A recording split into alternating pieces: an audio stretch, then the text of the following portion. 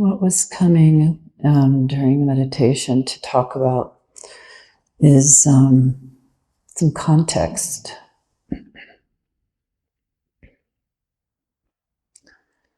Why we're doing this. and maybe for you to find yourself on your own interior map where you're at internally in relationship to spirituality. Because everybody here is in a unique place within yourself.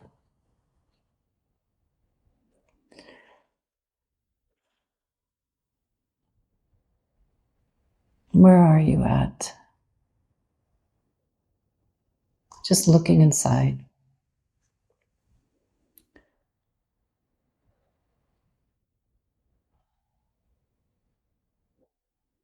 And you may be using other maps to help you orient. Maybe there's a spiritual map that is of value to you, that you resonate with,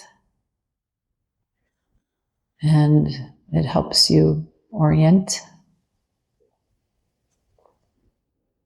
Or maybe there is that map, but you are a bit of a wild mystic and you go off the trails on your own of that map. Yeah. Because you're you.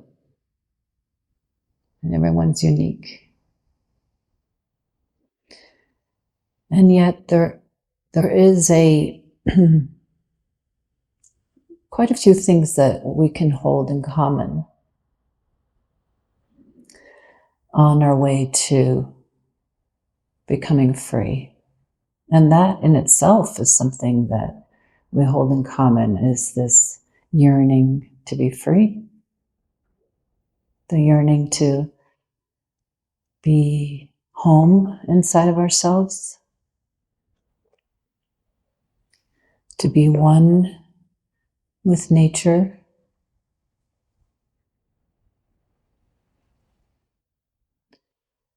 And I call it your birthright. Your birthright. To come back home to yourself. And that's something we share in common. How you do it and the way you do it is very, very unique. And much of it is guided by spirit.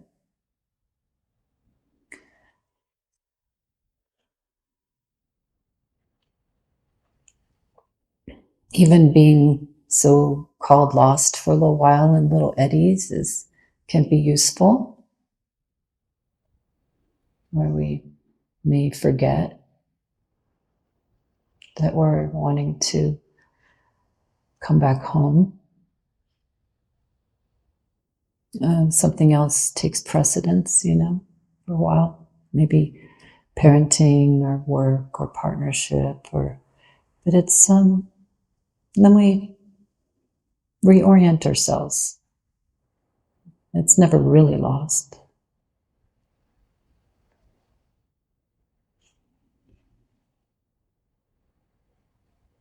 It's just, priorities.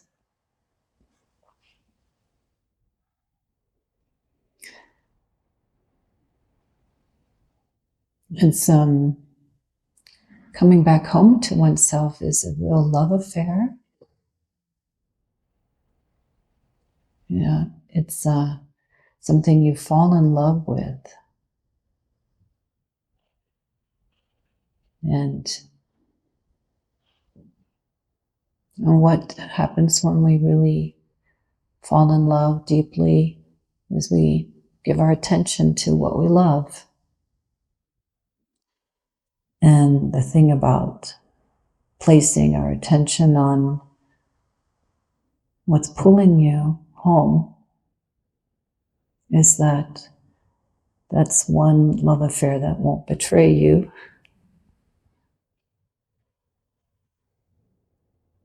Ever.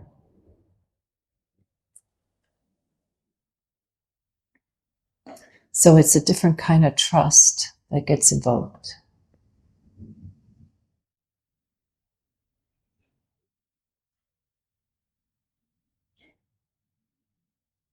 And truly, the more you give, the more you get in this case. The more you give yourself to your inner path, interiorness, the more that it reveals itself to you and guides you and helps you.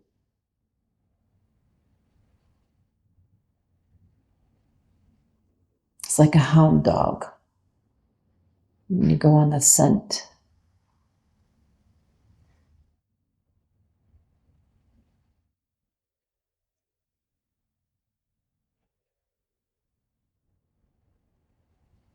So where you find yourself currently, it's really nice to kind of pay attention and be honest. There's no fooling oneself on that level.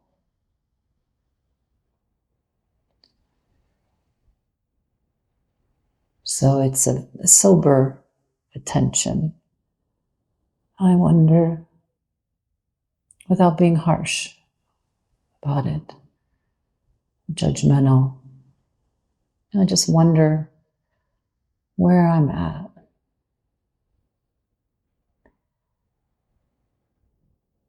And then, of course, your own map will come forward that is going to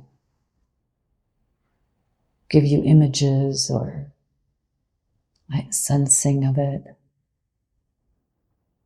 But it doesn't matter about that. That's just context.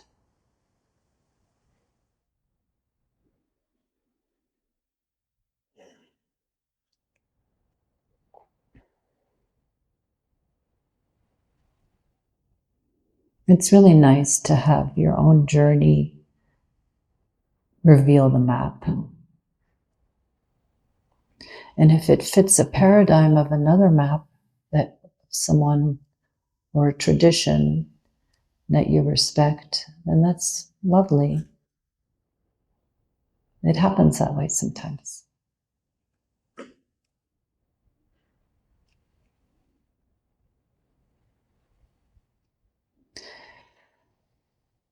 And one thing that we hold in common with our map is that coming back home to yourself is a process of withdrawing false attention outwardly. Attention that is wasteful, unuseful, lost in content. All the traditions have that pointer of being interiorly oriented, right? Every single tradition, even shamanistic traditions and earth-based traditions.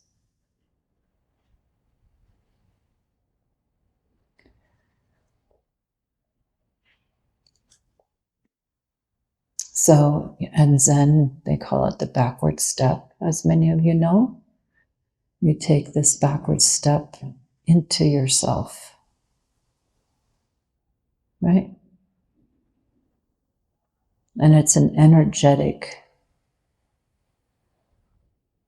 feeling of removing yourself from outward leaning engagement with the world. You take a backward step into yourself interiorly. Lean back into your spine, into the back of your head, into your body.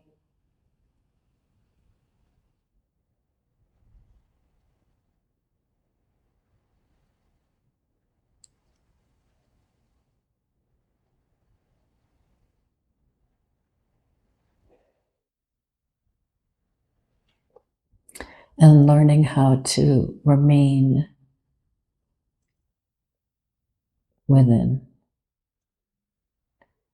all the time, all day long. Your backward step, leaning back, and home inside. And then, of course, one has to make peace with this home inside, right? That's part of what ends up making one lean back out, besides being entrained by the collective, that we're leaning outside of ourselves to communicate and all that. So coming back home into yourself requires then a desire to make peace with what you contain so that you can stay inside and home. And then if it's too uncomfortable, oftentimes we're driven back to leaning into the world. So you keep taking a backward step, and that's why nervous system work and all that stuff is helpful, right? And meditation too. Every time you sit down, you're training yourself to be here and not here, in a different way.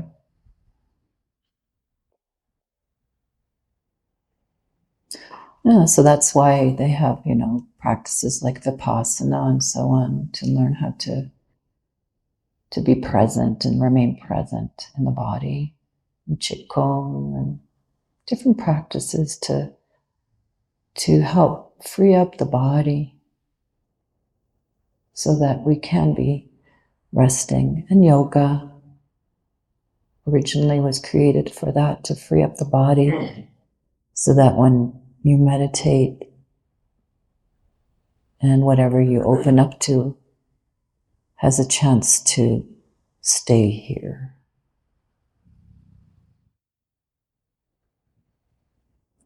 And this, so the energy body gets freed up. So spirit has a chance to shine unencumbered, not just in a transcendent way, right? Where you only get to it when you meditate in certain ways or whatever, but in an embodied way, that spirit gets to show up and shine and be uncovered. It doesn't just come up from nowhere, it's uncovered. It lives here in you. It's just covered over by content and lack of paying attention. So spirit gets uncovered. So this is the common map. How you get there and where you currently find yourself is unique to you. And we can have many different aspects to the map that are becoming true, like waking up to spirit inside, presence, learning how to be more here and embodied. And it can come in and out too, here and there. This is the trajectory.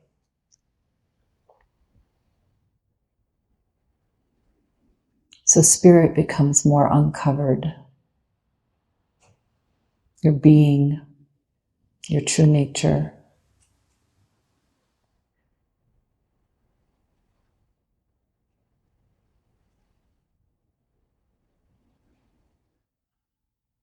And then there's more space inside as a result. There's more space. And space feels good.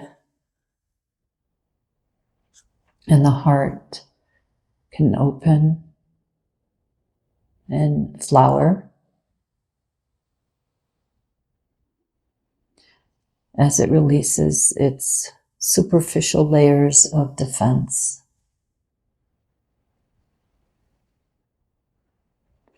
So space is made, and space in the heart, and space in the mind, and space in the belly, and space throughout the whole body,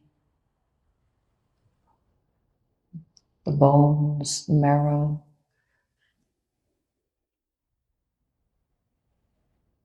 And the body is on the journey of its own journey of true nature, its birthright.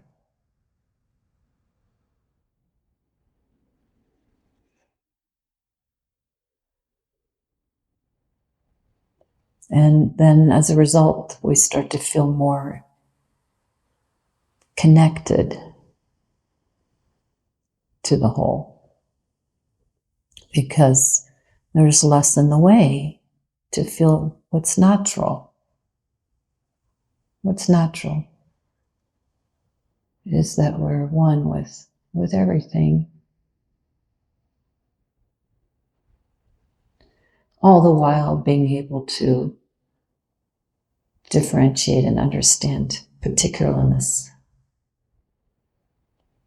One and particular. And that paradox is not confusing any longer. That's also part of the map that we share. It's the paradox of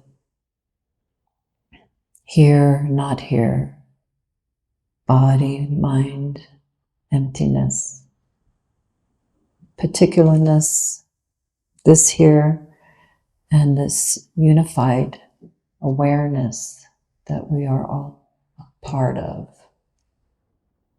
and one with Mother Earth and all creatures and living beings. And still be particular. Be you. But you as that becomes more and more a reality. You as that. Not you as you so much. A switch starts happening. But you as the divine. That particular is the particular of the divine. The divine is you. And to feel that, to really know that more, there needs to be enough space that's been made inside.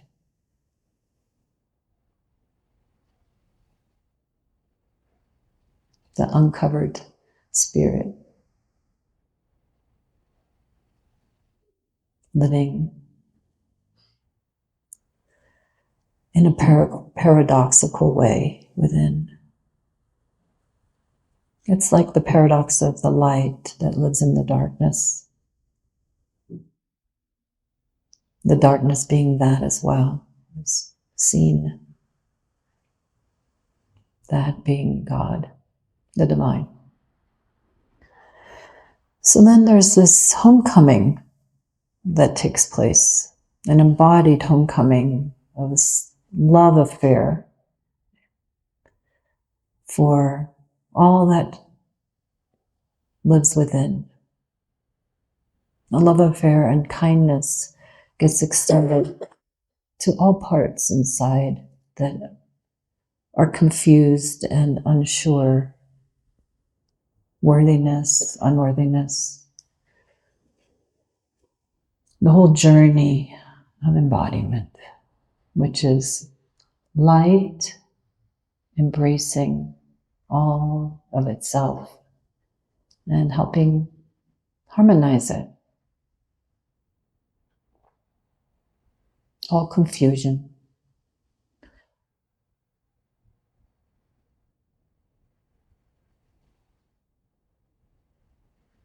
And this love affair takes time in terms of releasing what has been taken to be true that might be arising out of separation, having believed in lived separation.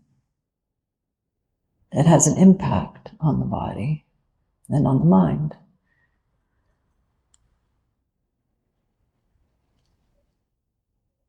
So a rightness comes into being, righting what's confusion,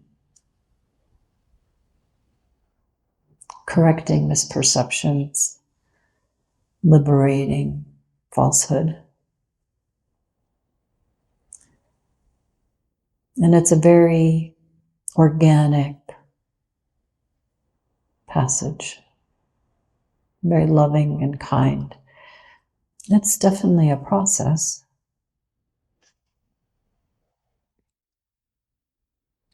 And that's when more and more kindness tends to arise for oneself and others.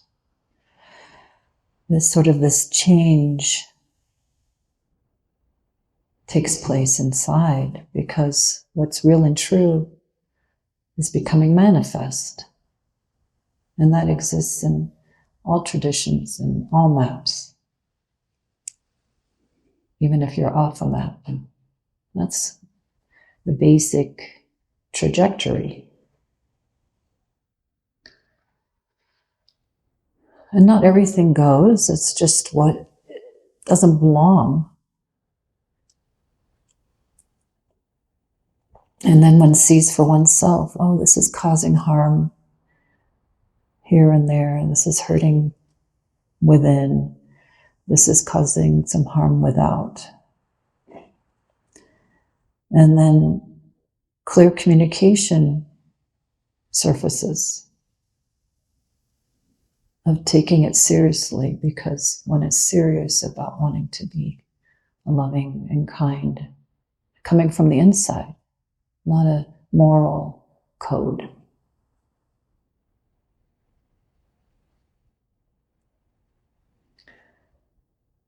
And that doesn't mean one can have good boundaries, because then you learn also how clarity and your yes and your no, how clean they can be. Yes, and then maybe no. Not that.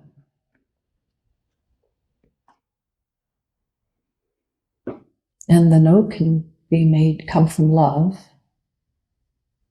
So one learns that whole, way of communicating, have it really reflect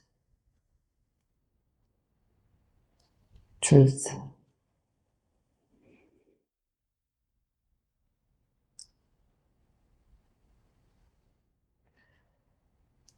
And a process of forgiveness can take place, of self-forgiveness and forgiveness towards others. Not the kind of forgiveness that invalidates one's experience or makes something go away as if it's okay, bad behavior. But a forgiveness that arises because holding on to pain and causes suffering for oneself. So this kindness extends to stories we hold that cause us pain. Not to let people off the hook, but not holding on to a story out of fear that it lets them off the hook. It's not about that. What people do can be right or wrong.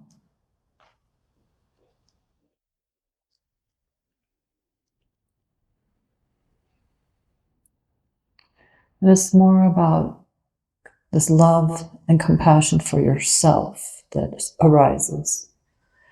I want to live in peace here, regardless of what has taken place. That's what I'm giving to myself out of love. So liberation starts to take place. It's a very personal journey.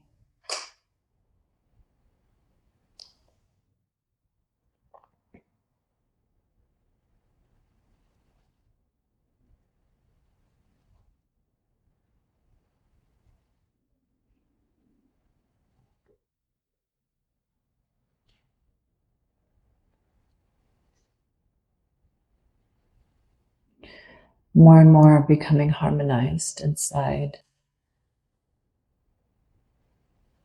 And then when you start to feel like you're holding on to something that's causing pain, I mean, it's really obvious. And you look at it. What am I getting out of this? What I think I'm doing with this? Can I still hold a boundary without suffering inside?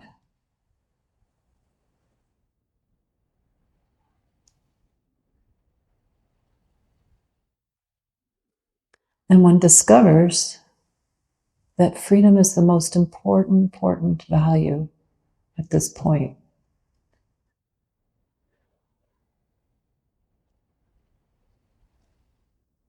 Nothing's forcing your hand. You put this in time as long as you want. Into the next lifetime. Or into the next and the next. But anyway, it's good to know what the map is for yourself. You find out for yourself.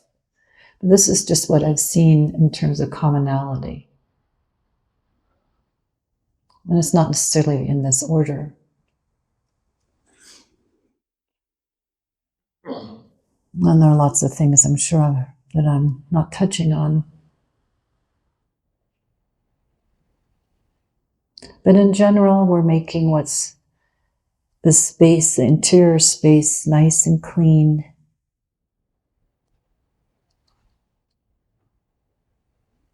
Full of care and consideration. Inner generosity. Self-harming disappears increasingly.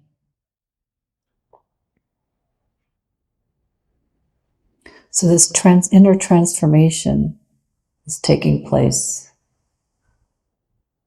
This alchemy, you're in a crucible of transformation.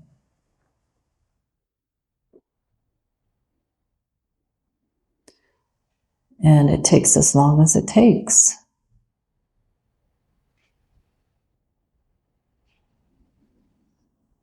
And that's what a yogi and a yogini is about, is being in a crucible of transformation.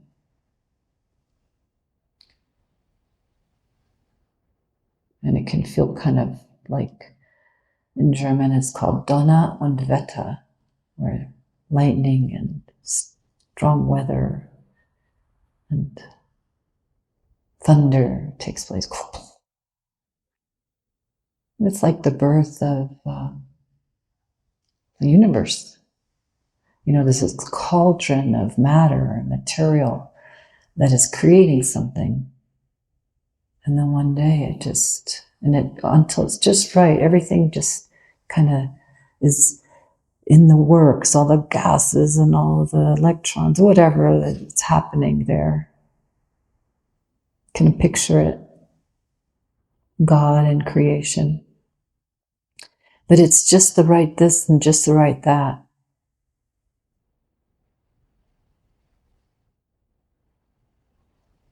Until one day it just goes kaboom, and stars and planets are born.